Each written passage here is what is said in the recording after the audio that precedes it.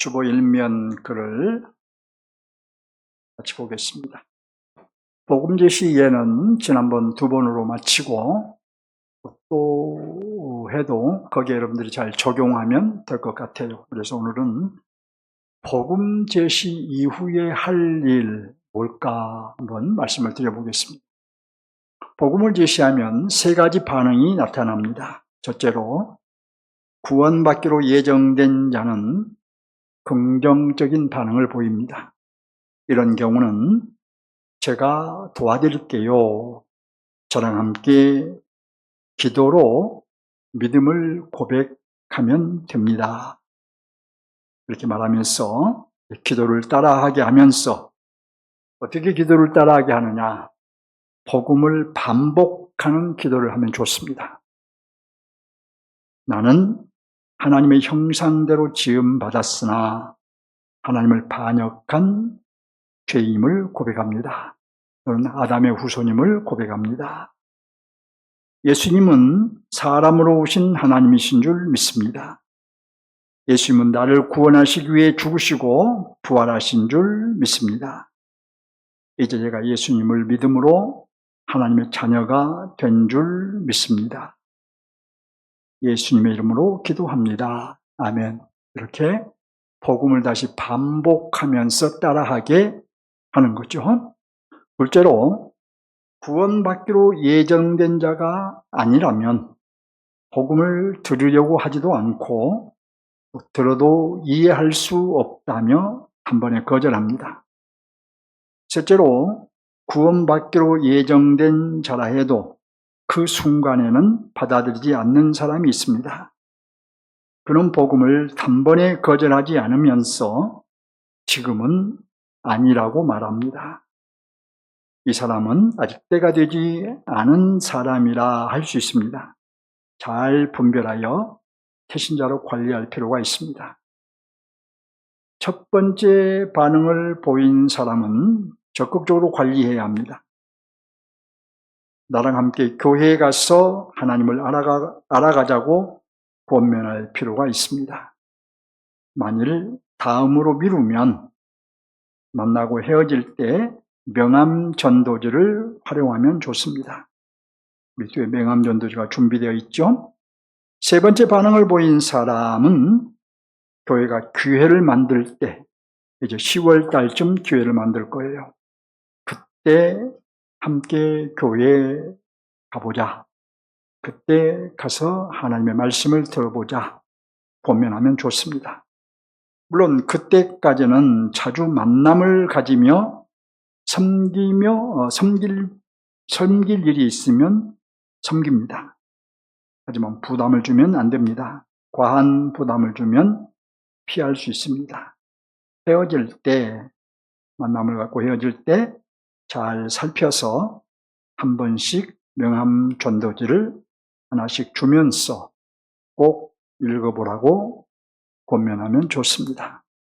물론 늘 위해서 기도해야 합니다.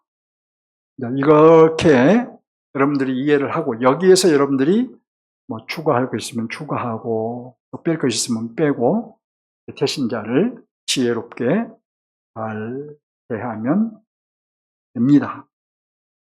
여러분 잘 하실 수 있을 거예요. 지금까지 4번에 걸쳐서 주보의 글을 전도의 글을 올렸는데 잘 읽어보시고 여러분의 것으로 소화를 하실 수 있기를 바랍니다.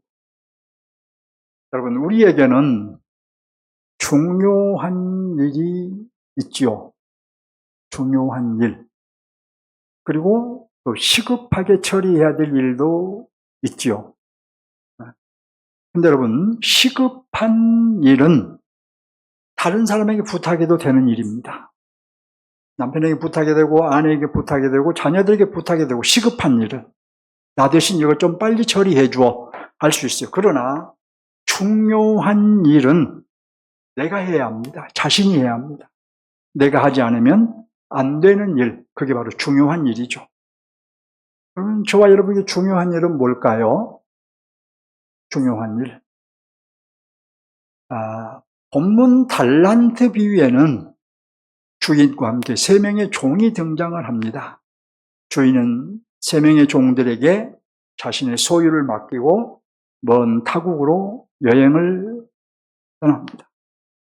마태복음 25장에는 역사의 마지막 날에 대한 세 개의 비유가 나와요. 첫 번째 비유는 지난주에 말씀드렸던 열처녀 비유이고, 두 번째 비유는 오늘 본문 달란트 비유이고, 이제 세 번째 비유는 다음 주에 말씀드릴 겁니다. 양과 염소 비유예요. 이 세 개의 비유가 마태복음 25장에 나와요. 주님은 이 세 개의 비유를 통해서 천국, 곧 완성될 하나님의 나라에 대해 말씀하셨습니다. 그럼 이제 본문으로 들어갑니다. 14절을 보시기 바랍니다. 14절.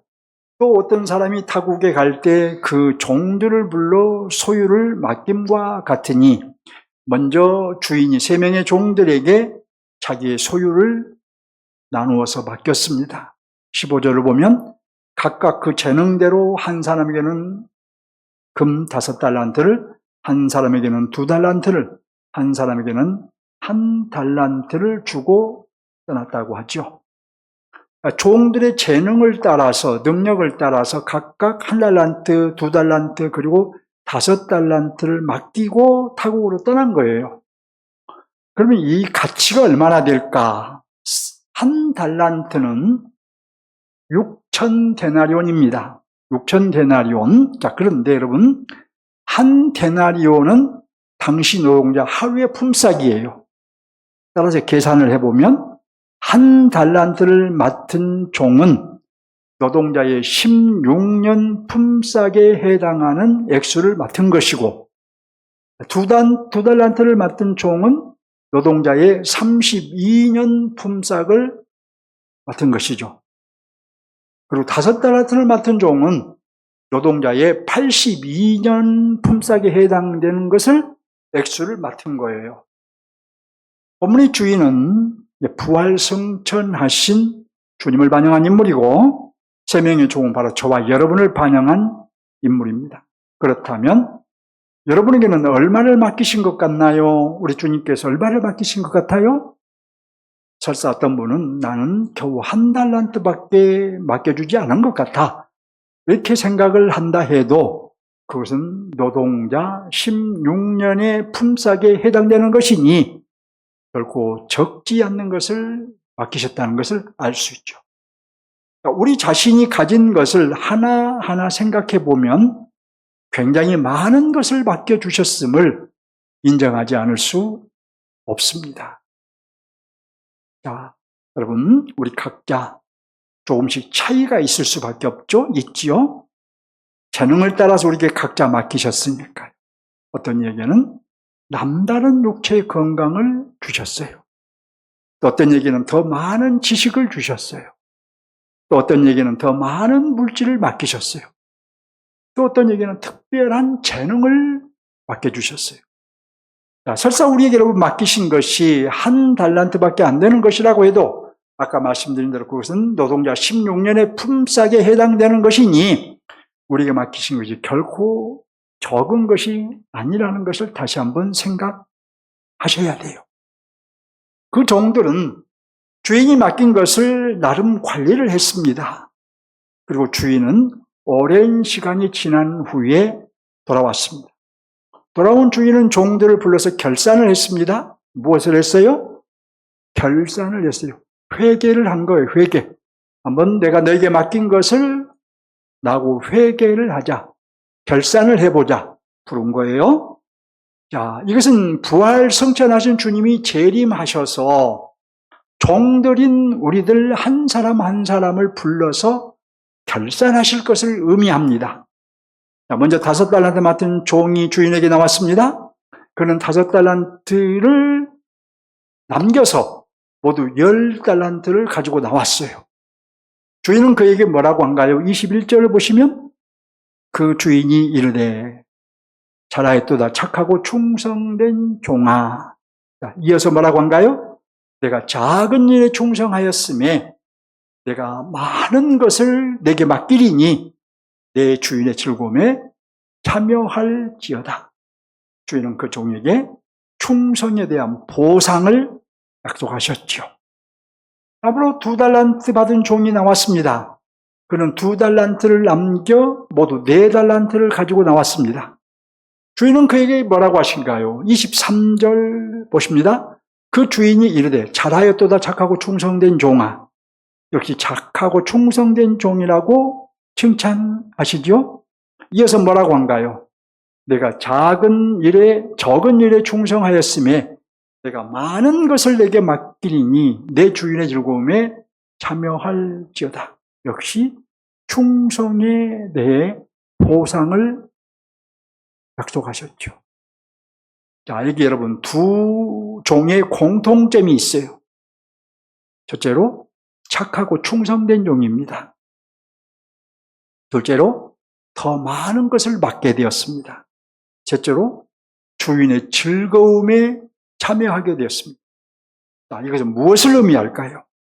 이 땅에서 충성한 종은 주님 재림하신 후에 칭찬과 함께 더 많은 것을 맡게 될 것이며 천국, 곧 완성될 하나님의 나라에서 주님의 즐거움을 함께 누리게 된다는 것입니다. 주님의 영광을 함께 누리게 된다는 거예요. 하지만 여러분, 1달란트를 받은 자는 엄한 심판을 받았습니다. 24절로 25절을 보면 그는 주인에게 나와서 당신은 굳은 사람이라. 이어서 뭐라고 한가요? 심지 않는 데서 거두고 해치지 않는 데서 모으는 줄을 내가 알았으므로 두려워하여 나가서 당신의 달란트를 땅에 감추어 두었나이다. 이어서 보소서 당신의 것을 가져왔나이다 라고 합니다. 그는 주인에게 이렇게 말한 거예요. 주인님, 저는 주인님이 심지 않는 데서 거두고 씨 뿌리지 않는 데서 거두는 분이라고 생각했습니다. 그래서 두려운 마음으로 주인님의 돈을 땅에 숨겨두었습니다. 이제 주인님이 제게 주신 이 돈을 도로 받으십시오. 이 종의 문제가 무엇일까요? 주인이 어떤 분인지를 이해하지 못했던 거예요. 네. 주인이 자신에게 1달란트를 맡기신 이유도 이해하지 못했던 거예요. 그래서 충성하지 않고 괴로움을 피운 것입니다. 그런데 본문의 주인은 우리 주님을 반영하는 인물이라고 말씀드렸죠? 그렇다면 우리 주님은 어떤 분이란 말인가요? 이 3번째 종이 오해한 것과는 달리 우리 주님은 심는 대로 거두게 하시는 분입니다. 맡겨주신 것으로 이윤을 남기기를 원하시는 분입니다.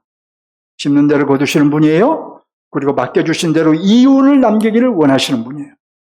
자, 저와 여러분은 그리스도의 피로 구속받은 자로서 우리를 구속하신 주님께 충성해야 한다는 뜻이에요.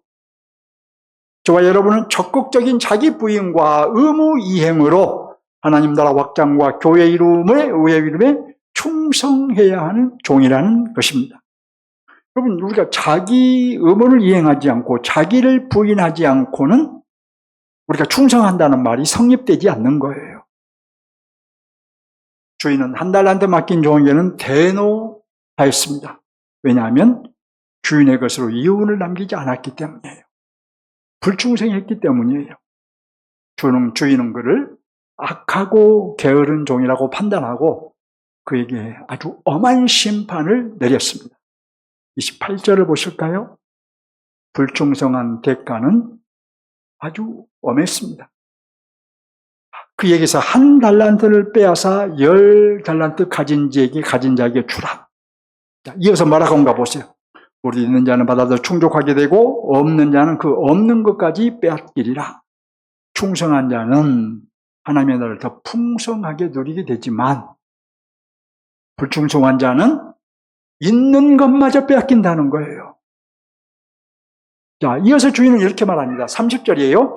이 무익한 종을 바깥 어두운 데로 내쫓아 거기서 슬피 울며 이를 갈리라. 그는 주인의 집에서 쫓겨났습니다.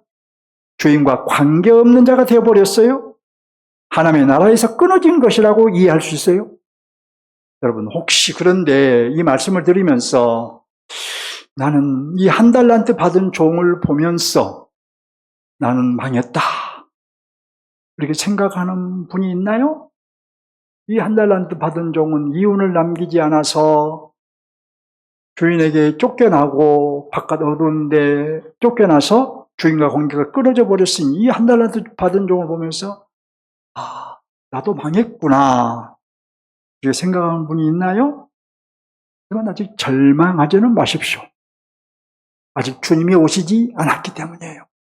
다행이죠? 아직 주님이 오시지 않았으니 얼마나 다행입니까? 다만 경고는 받아야 합니다. 다행스럽게 생각하되 지금 이 시간에 경고를 받아야 돼요. 이윤을 남기는 종이 될 것인가, 아니면 게으른 종이 될 것인가, 충성하는 종이 될 것인가, 아니면 불충성한 종이 될 것인가, 순종하는 종이 될 것인가, 아니면 불순종하는 종이 될 것인가, 이 경고를 받아들인 자는 이제부터 결산을 준비하는 삶을 살 겁니다. 그러나 이 경고를 받아들이지 않는 사람은 어제나 오늘이나 동일할 거예요. 오늘이나 내일이나 동일할 거예요. 한 달 전이나 이달이나 작년이나 이달이나 동일할 거예요. 여러분, 우리가 하나님 앞에서 살아가는 우리의 삶이, 우리의 믿음과 우리의 인격과 우리의 모든 것이 작년보다는 올해가 더 자라야 되잖아요. 성장해야 되잖아요. 그런데 신앙생활한 지 5년, 10년이 되어도 5년 전이나 10년 전이나 똑같다면 그런 불충성한 종이에요.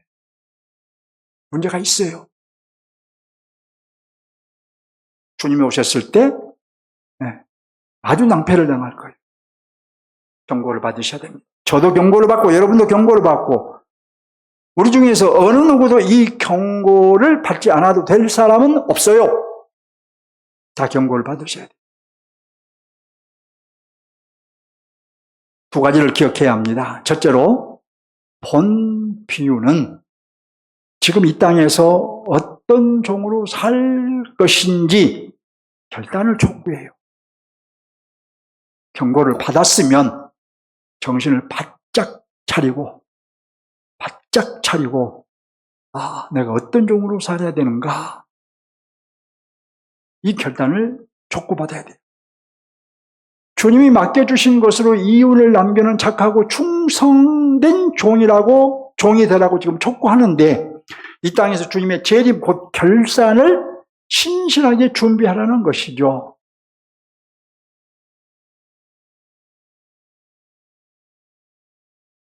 둘째로 본문은 큰 위로와 함께 경고를 주고 있습니다. 이 땅에서 이윤을 남기는 착하고 충성된 종으로 살면 완성될 하나님의 나라에서 주님의 즐거움에 참여할 뿐만 아니라 충성하고 헌신하며 살았던 그 삶에 대한 보상을 받게 된다는 거예요. 얼마나 위로가 되는 말씀입니까? 물론 그 보상의 핵심은 물질적인 보상이 아니라, 육적인 보상이 아니라 영광스러운 부활과 구원이 핵심이며, 그리고 하나님의 모든 부요함을 누리게 된다는 것입니다. 하나님의 모든 부요함을 누리게 돼요. 하지만 이윤을 남기지 않는 이 악하고 게으른 종이라면 하나님 나라에서 끊어질 수도 있다, 이 경고를 받아야 돼요. 그럼 바깥 어두운 곳으로 쫓겨나 이를 갈며 슬피 울게 될 것이다, 이 말씀의 경고를 받아야 돼요. 내가 그런 사람이 될 수도 있다, 경고를 받아야 돼요, 여러분. 그래도 정신을 못 차리고 있다면 곤란하겠죠. 그러면 오늘 본문의 핵심 메시지는 주님의 재림을 준비하는 삶, 그 마지막 날 결산할 준비하는 삶을 살라. 반드시 결산할 것이니 결산을 준비하는 삶을 살라는 거예요. 준비된 자는 착하고 충성된 종이라 칭찬을 받을 것이나 준비되지 않는 자는 악한 종이나 심판을 받을 것입니다. 자, 적용해 볼까요? 오늘 말씀 우리에게 어떻게 적용할까요? 우리는 주님의 재림을 준비하는 삶, 곧 마지막 날 결산할 준비하는 삶을 살아야 합니다. 이 땅에서 주님의 재림을 준비하는 삶은, 자, 일단 잘 들어보십시오. 우리의 구원과 연결된 문제다. 이렇게 말씀을 드리고 싶어요.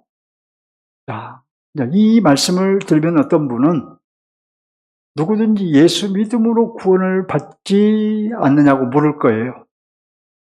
네. 우리가 예수 믿음으로 구원받는다는 것은 불변의 진리입니다. 저도 그렇게 확고하게 믿어요. 하지만 믿음으로 구원받은 우리는 계속 믿음으로 살아야 돼. 계속 믿음 위에 서 있어야 돼. 하나님과 바른 관계에 계속 서 있어야 돼요. 그리하여 신앙적으로는 물론이고 삶적으로도 구원에 합당해야 합니다. 그래서 주님은 이렇게 말씀하셔요. 좋은 나무는 좋은 열매를 맺고 나쁜 나무는 나쁜 열매를 맺는다. 그러므로 너희는 그 열매를 보고 그 사람을 알아야 한다. 신앙적인 면에서나 삶적인 면에서나 구원받은 사람은 구원에 합당한 열매를 맺어야 한다는 거예요. 또 사도 바울은 데살로니가 후서 1장 11절에서 그의 부르심에 합당한 사람이 되게 해주시며 모든 선한 뜻과 믿음의 행위를 완성해 주기를 기도했어요. 그러니까 예수 믿음으로 구원에 이른 사람은 구원의 부르심에 합당한 사람이 되기를 기도하고 선한 뜻과 믿음의 행위를 완성해 주기를 기도한 거예요. 구원에 합당한 열매를 맺게 해달라고 기도한 거예요. 바울이 데살로니가인들을 위해서 그렇게 기도했다는 거예요. 그러면 이제 어떤 삶이 구원에 합당한 삶일까요? 본 비유하면 주님의 재림을 믿고 기다리며 이윤을 남기는 종으로, 충성된 종으로 사는 것이 구원에 합당한 삶이에요. 주님의 재림을 믿고, 그리고 기다려야 되겠죠. 그리고 이윤을 남기는 충성된 종으로 사는 것. 이것이 바로 구원에 합당한 삶입니다. 주님의 재림을 확고히 믿고, 재림하실 주님의 심판을 준비하며 산 사람이, 믿고 준비하며 사는 사람이 구원에 이른 사람이라는 거예요. 자, 그런데 내가 주님 안에, 주님이 내 안에 거하는 사람은 분명 이윤을 남기는 삶, 곧 구원에 합당한 삶을 살 거예요. 내가 주님 안에 거하고 주님이 내 안에 거하시면 분명 이윤을 남기는 착하고 충성된 종으로 살게 될 거예요. 자, 또 야고보 사도는 아브라함을 예로 들어서 말합니다. 아브라함은 하나님을 믿고 독자 이삭을 바쳤어요. 야고보 사도는 이런 아브라함을 두고 믿음이 그의 행함과 함께 일하고 행함으로 믿음이 온전하게 되었다고 말합니다. 믿음에 행함이 따를 때에 온전한 믿음이 된다는 말씀이에요. 믿음이 없는 행함으로 구원받는 것이 불가능하듯이 행함이 없는 믿음은 온전한 믿음이 될 수 없다. 이런 뜻이죠. 그러면 믿음으로 구원을 받는단 말입니까? 행함으로 구원을 받는단 말입니까? 좀 여러분이 이런 질문을 할 수 있을 거예요, 속으로. 어찌 보면 믿음으로 구원받는다는 말을 하는 것 같고, 제가 어찌 보면 믿음에다가 구원을 보태야 구원을 받는다고 말하는 것 같고, 결론을 내려드립니다. 구원받은 사람은 구원에 합당한 열매를 맺게 해달라고 기도하고 힘써야 돼요. 여러분 구원 받으셨습니까? 그렇다면 여러분은 구원에 합당한 열매를 맺게 해달라고 기도하며 힘써야 된다는 거예요. 만일 우리가 끝까지 구원에 합당한 열매를 맺지 못하는 사람은 10년 전에도 맺지 못하고 지금도 못하고 앞으로도 맺지 못하고 그런 사람은 나쁜 나무예요. 곧 주님과 연합되지 못한 사람이에요. 나쁜 나무는 나쁜 열매를 맺잖아요. 주님과 연합되지 못한 사람.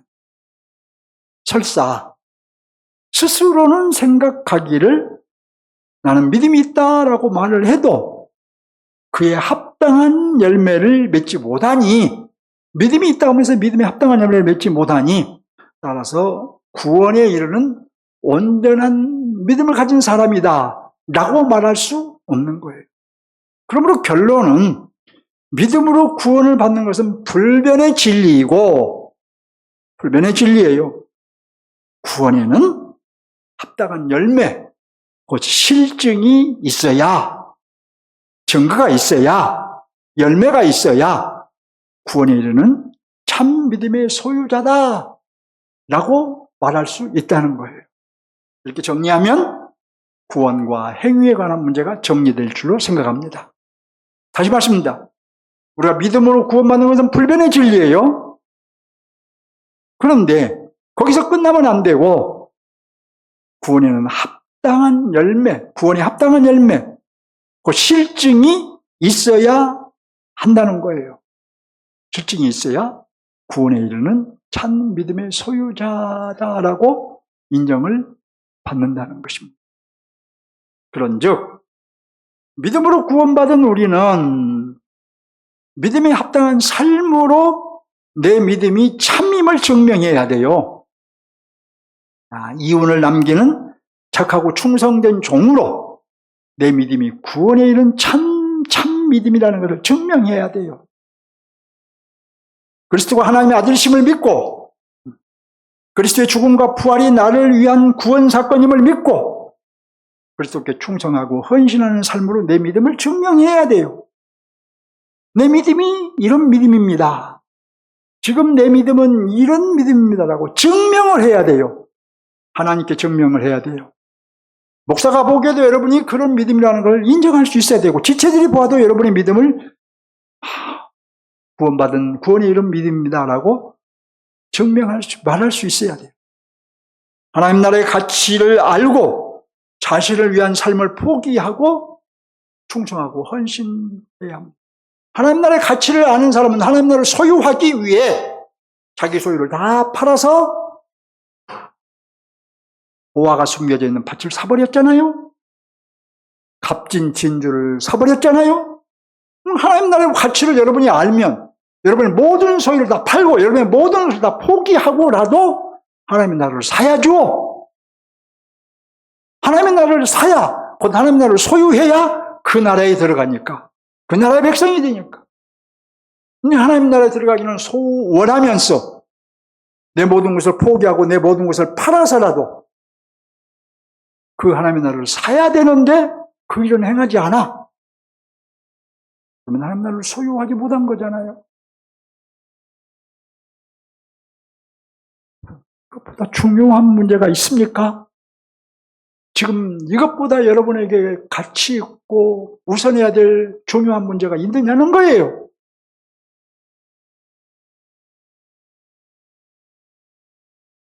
결국 여러분, 우리가 어떤 종으로 사느냐, 이것은 내 믿음이 구원에 이른 참 믿음이냐 아니냐를 증명하는 열매예요. 열매.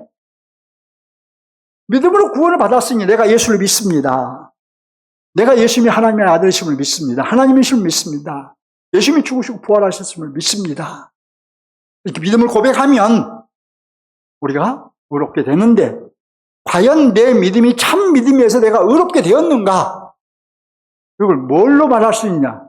내가 의롭게 되고 내가 거룩함을 받았으면 그 다음에 우리가 성화, 곧 삶으로 그걸 증명하는 건데, 삶으로 증명되는 것이 그 열매가 나타나야 의롭게 되고 거룩하게 되었다는 것을 우리가 알 수 있잖아요. 나도 자신도 알 수 있죠. 내 삶에 거룩한 열매가 나타나지 않는데 내가 교회 다닌다고 나는 의롭게 되었고 내가 뭐 한다고 의롭게 되었고 그렇다고 믿고 있으면 그건 잘못된 믿음이죠. 정말 거룩하게 되었다면, 정말 의롭게 되었다면, 정말 하나님의 자녀가 되었다면 정말 성령이 내 안에 내주하고 계신다면 그 열매가 나타나야죠. 나쁜 열매는 나쁜 열매를 맺고 좋은 열매는 좋은 열매를 맺잖아요.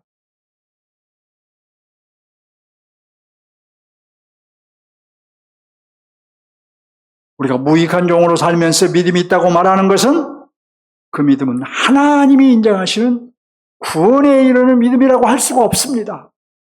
그런 사람은 이 무익한 종을 바깥 어두운 데로 쫓으라. 거기서 슬피 울며 일을 가리라. 집 밖으로 쫓으면 거기서 슬피 울며 일을 간다는 거예요. 얼마나 얼마나 그 애통하면, 얼마나 후회가 되면 슬피 울면서 일을 갈겠습니까? 구원의 실증으로 자신의 구원을 증명하지 못한 사람은, 그런 사람의 믿음은 참 믿음이 아니기 때문이에요. 그러므로 우리는 착하고 충성된 삶으로 내 믿음이 구원에 이른 참 믿음이라는 것을 증명하며 살아야 합니다. 믿으십니까? 증명하며 살아야 합니다.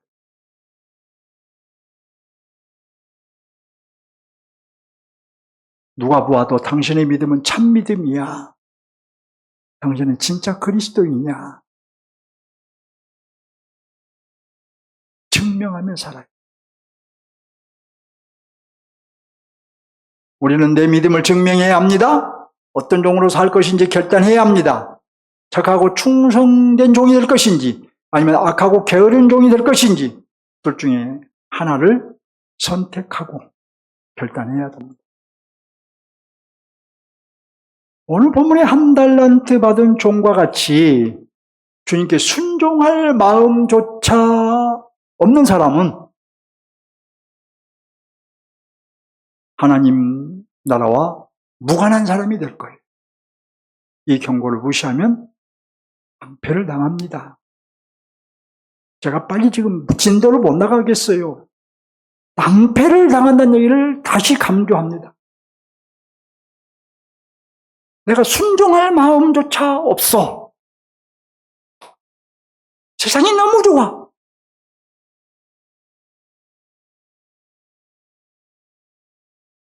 한 달란트 받은 종이 그랬어요. 주인이 어떤 분인지도 이해하지 못하고 주인이 그걸 가지고 이윤을 남기라고 했는데 그 말에 순종하지 않았어요. 자기 생각대로 해석을 하고 행동한 거죠. 그는 낭패를 당했잖아요.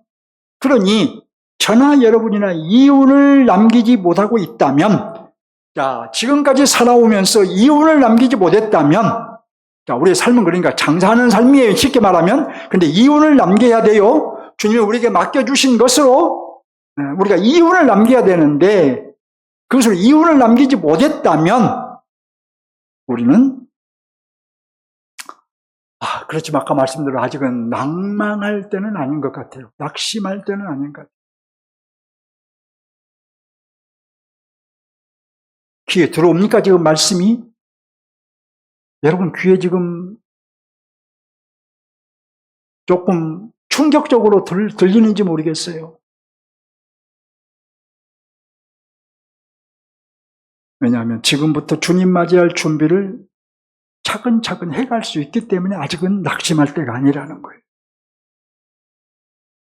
잘했다는 얘기가 아니라 잘 살았다는 얘기가 아니라 분명 잘못 살았지만 그렇다고 여기서 좌절할 필요는 없어요. 왜? 오늘부터라도 차근차근 준비하는 삶을 살아가면 되기 때문이에요. 그러니 지금 우리가 이 말씀을 듣는 것이 우리에게는 행운이지요. 결산을 준비하는 삶으로 여러분의 삶을 전환하시기를 주님의 이름으로 축원합니다. 하나님 나라 관점으로 적용합니다. 현재 이 하나님 나라인 본문은 하나님 나라의 어느 면을 보여주는가? 본 비유에 가면 우리는 주님의 것을 맡은 주님의 종입니다. 따라서 우리는 주님 오시면 반드시 결산을 해야 돼요. 결산을 해야 된다니까요. 저도 여러분도 예외 없이 다 주님께 결산을 해야 돼요. 자, 이로보아서 본 비유가 보여주는 하나님의 나라는 마지막 날의 결산을 준비하는 신실한 종으로 살아야 하는 나라. 이 나라에 들어간 사람은 결산을 준비하는 종으로 살아야 된다는 거예요. 마지막 날 결산할 때에 착하고 충성된 종이라 주님께 인정받을 수 있도록 준비하며 살아야 합니다. 젊은이나 나이 드신 분이나 다 준비하면서 살아야 돼요. 이 말씀을 잘 적용하기 위해서는 분명히 해야 될 것이 두 가지가 있어요. 첫째로 분명히 해야 될 것은 여러분은 주님의 것을 맡은 주님의 종이라는 이 사실을 다시 한번 분명히 해야 돼요. 여러분 누굽니까? 여러분 누굽니까? 교회에서 누구예요? 아무개 집사입니까? 아무개 목사입니까? 아무개 권사입니까? 그게 아니고 여러분 누굽니까? 또 아무개 엄마입니까? 어떠세요 여러분? 누구예요? 주님의 종. 이걸 분명히 인식해야 돼요. 아, 내가 주님의 것을 맡은 주님의 종이구나. 목사님 저도 내가 주님의 것을 맡은 주님의 종이구나. 장로님들도 권사님들도 다 주님의 종이구나. 여기 있는 모든 분들이 나는 주님의 종이구나. 여러분이 분명한 이해, 이걸 분명히 해야 돼요. 종이라는 이해. 나는 독립된 존재, 곧 자주자가 아니에요. 그러므로 주님의 종이 주님께 속한 자예요. 주님께 속한 주님의 종이란 말이에요. 나는 독립된 존재, 뭐 쉽게 말하면 자주자가 아니에요. 내 마음대로 할 존재가 아니에요. 주님이 명한 대로 살아야 할 주님의 종이에요. 왜냐하면 본 비유에서 종들은 우리들 한 사람 한 사람을 반영한 인물이기 때문입니다. 주님은 우리의 재능대로 자기의 소유를 맡기셨어요.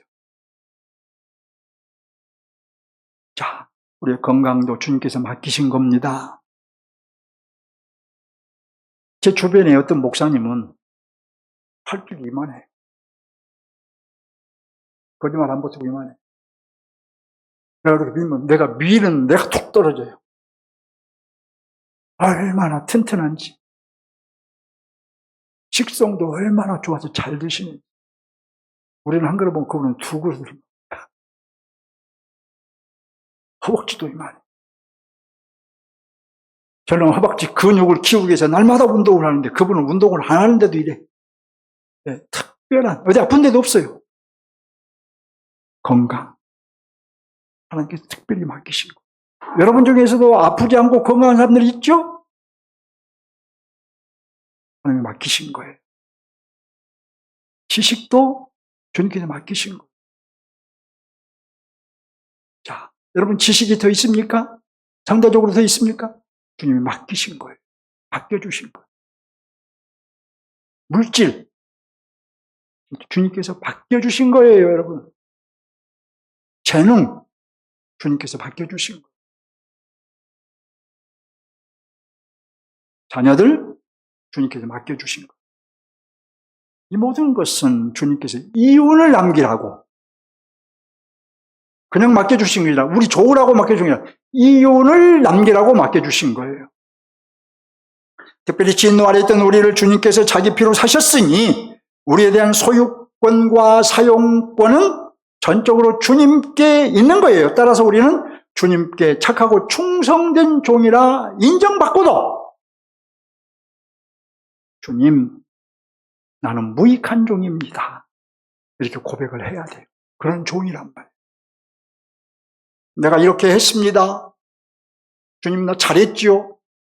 나 상을 더 많이 주세요. 이게 아니라 충성하고도 이렇게 인정받고도 그럼에도 나는 무익한 종입니다.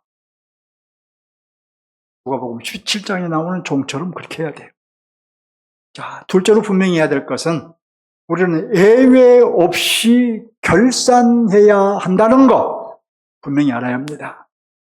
본비유에서 주인이 타국에 갔다 돌아왔다 하면 부활 승천하신 주님이 곧 재림을 하신다는 의미예요. 그리고 돌아온 주인이 종들을 불러서 결산을 한다 하면 재림주께서 그 종들인 우리를 불러서 결산, 회개하실 것을 의미해요. 우리가 맡기신 것을 얼마나 이윤을 남겼느니 우리도 한 사람 한 사람을 불러서 다 결산을 하실 거예요. 그냥 넘어가리라고 생각하지 마세요. 내가 너에게 맡긴 것은 이러이러한 것들인지, 그것들로 너는 몇 달란트를 남겼느냐, 얼마나 남겼느냐, 그것들로 하나님의 나라를 위해서, 교회 이름을 위해서 얼마나 어떻게 사용했느냐, 사용권과 소유권과 사용권을 어떻게 활용했느냐 물으실 거예요. 따질 거예요. 건강과 지식과 물질과 시간과 재능을 잘 사용했는지, 주님이 주신 자녀들은 어떤 자녀로 양육했는지, 우리의 인생 전부를 하나하나 따져서 결산하실 것입니다. 이 결산을 통해서 우리가 착하고 충성된 종인지 보실 거예요. 악하고 게으른 종인지 판단하실 거예요. 그러므로 결산을 준비하는 삶을 살아야 되겠죠. 결산을 무섭게 생각하고 항상 준비하는 삶을 살아야겠죠. 결산할 때가 곧 올 줄 알고 준비하는 종이 되어야 되겠죠. 우리는 결산을 통해서 최종 구원의 판단을 받기 때문이에요. 자, 보세요. 무슨 말이냐면은, 물론 이 땅에서 예수 믿을 때에 의롭다함을 받아요. 예수 믿고, 그래서 제가 요즘 강조 많이 하죠? 내가 이 주님을 믿습니다. 내가 예수님이 하나님의 아들이심을 믿습니다. 나를 위해 죽으시고 부활하심을 믿습니다. 이렇게 고백을 하면, 믿음을 고백하면 내가 의롭다함을 받아요. 의롭다함을 받는다는 것은 법정적인 선언이에요. 하나님께서 너는 의롭다라고 선언해 주시는 거예요. 근데 여러분, 이렇게 의롭다함을 받지만 우리는 이 결산을 통해서 마지막 날 우리의 열매를 보고 최종적으로 의롭다고 하실 거예요. 지금 의롭다함을 받았다는 것은 장래에 우리가 의롭다함을 받을 것을 앞당겨서 의롭다고 하신 거예요. 그러니 오늘 비유하면 아까 몇 가지 말씀을 가지고 말씀드리면, 우리가 의롭다함을 받았으니 의롭다함을 받은 자다운 열매를 보시고 우리를 최종적으로 의롭다고 하신다, 이렇게 말할 수가 있는 거죠. 이미 우리는 의롭다함을 받았어요. 지금 이미 우리는 구원을 받았어요. 근데 우리는 최종 구원을 선언받아요.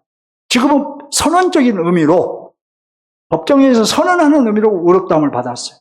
최종적으로 우리를 의롭다 하는 판정을 받을 것이다. 본비유에서 주인이 종들을 판단한 것처럼 주님의 종인 저와 여러분은 주님의 판단을 받게 될 거예요. 완성된 하나님의 나라에서 더 많은 것을 맡을 수 있을지, 아니면 있는 것마저 빼앗기고 쫓겨날지 판단받게 될 거예요.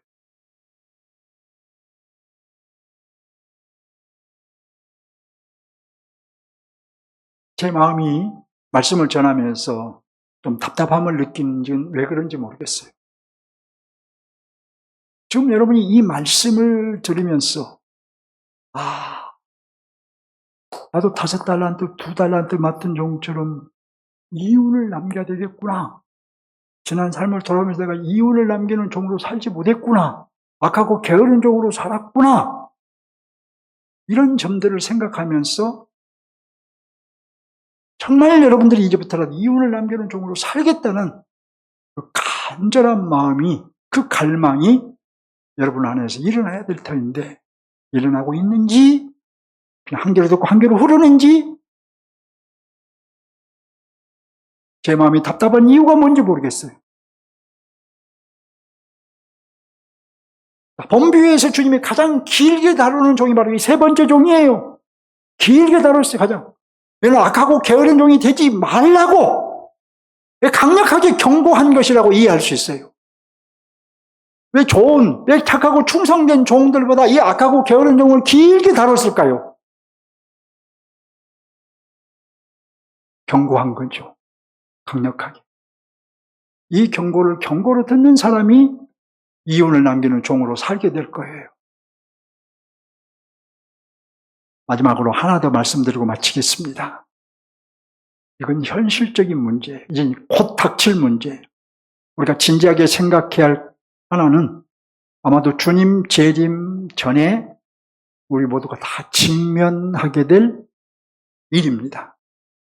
주님 재림하기 전에 아마도 거의 다 직면할 거예요.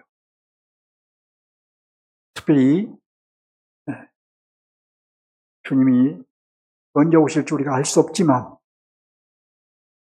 요즘 제가 곁으로 빠진 얘기는 하지 맙시다. 자, 주님 재림하실 날이 오늘일지 내일일지 우리는 알 수 없지만 그렇지만 우리들 대부분은 멀지 않아서 다 죽음에 직면할 거예요. 저도 여러분도 죽음에 직면할 거예요. 우리 젊은 형제 자매들도 30년 40년 지나면 다 죽음에 직면할 거예요. 30년 40년이 그렇게 긴 세월이 아니에요.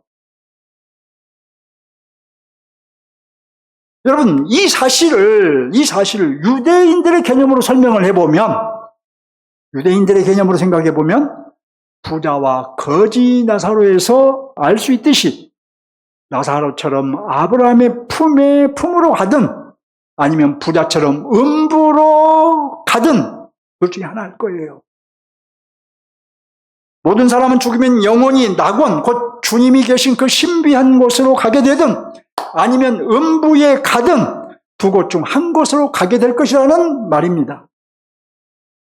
주님 재림으로 최종 심판을 받기 전에, 주님 재림하시기 전에 죽으면 이런 심판을 받고 있다가 이제 받고 최종 심판을 기다릴 거예요. 그러니 죽으면 우리는 바로 낙원으로 가든 주님이 계신 곳이죠. 주님이 계신 그 신비한 곳으로 가든 음부로 가든 지옥으로 가든 할 거예요. 그래서 거기 있다가 주님 재림하실 때 우리가 부활하여, 우리 믿는 자들은 신령한 몸으로 부활하고 믿지 않는 자들은 욕된 몸으로 부활하여 주님 앞에 서서 이제 다음 주에 말씀, 너는 양, 너는 염소 분류받아서 하나는 새 땅으로, 하나는 영원한 지옥으로 마지막 판결을 받고 들어갈 거예요. 그러므로 주님 재림 곧 결산을 준비하는 것도 중요하지만 오늘이든 내일이든 반드시 찾아오게 될 죽음을 준비하는 것도 동일하게 중요한 일인 것입니다. 그래서 여러분 오늘 또 제가 종교 감정이나 부추기는 메시지를 전하지 않고 이런 메시지를 전하는 것이 다행이라는 생각이 드시나요? 그냥 마음만 좀 무겁습니까? 무거워야죠. 찔립니까? 찔려야죠. 그게 은혜니까요. 마음이 무겁고 찔리면 지금 성령께서 여러분에게 은혜를 주시는 거예요. 올해라도 죽으면 하나님 품으로 갈 준비가 되어 있나요? 주님이 계신 낙원에 갈 준비가 되어 있나요? 교회 다니니까 무조건 간다고 믿으면 될까요? 성도라는 이름을 가졌으니까 안심해도 될까요? 예수 그리스도에 대한 확고한 믿음과 믿음의 실증인 열매가 있어야 한다는 것을 꼭 기억하시기 바랍니다. 어떻게 하는 것이 결산을 준비하는 것일까요? 어떻게 사는 것이 죽음을 준비하는 것일까요? 여러 가지를 말씀드려 보겠습니다. 첫째로 진리를 배우고 진리 위에 굳게 서십시오. 믿음을 결산을 준비하면서 진리에 대한 이해도 없고 진리를 배우려고 하지도 않고 왜요? 진리를 배우고 그 위에 서는 것, 바로 여기에서 결산이 준비된 신앙과 그렇지 못한 종교인으로 나누어집니다. 둘째로 주일마다 선포되는 말씀에 순종하십시오. 주일 강론을 새겨 듣고 순종하는 사람은 자연스럽게 결산을 준비하게 될 거예요. 오늘 말씀을 잘 듣고 사는 사람은 준비하는 결산을 준비해야 되겠구나 하고 결산을 준비하는 삶으로 여러분의 삶을 전환시킬 거예요. 셋째로, 이에 더하여 매일 묵상하고 암송하는 말씀을 자신에게 잘 적용하면 금상첨화가 되겠죠. 넷째로, 하나님 사랑을 구체적으로 실천하십시오. 하나님보다 더 사랑하는 것이 있으면 버리셔야 되겠죠. 다섯째로, 이웃 사랑을 실질적으로 실천하십시오. 가정에서는 부모 공경에 힘쓰고 교회 공동체에서는 지체들을 존중하고 축복하고 아끼십시오. 여섯째로, 교회 이름에 힘쓰십시오. 그리스도의 몸인 교회 이름에 실패하면서 나는 결산을 준비하고 있다라고 말할 수 없는 거예요. 일곱째로, 목사의 동역자가 되고 유로자가 되십시오. 이런 목사 개인을 위해 주는 작은 의미가 아니라 바로 주님의 교회인 여러분을 위하는 것인 줄 깨닫기 바랍니다. 여덟째로, 가정을 잘 세우십시오. 주님이 왕이 되어 통치하시는 가정 세우셔야 합니다. 아홉째로, 물질을 선용하는 선한 청지기가 되십시오. 다 되어도 이 부분이 되지 않으면 착하고 충성된 종이라 할 수 없어요. 일곱 번째로, 찾아올 죽음을 준비하십시오. 어떻게 준비해야 됩니까? 회개할 것을 먼저 회개하십시오. 내 모든 죄를 그리스도의 피가 능히 살 줄 믿고 주 예수 그리스도의 피가 나의 모든 죄를 깨끗게 한다라고 고백하십시오.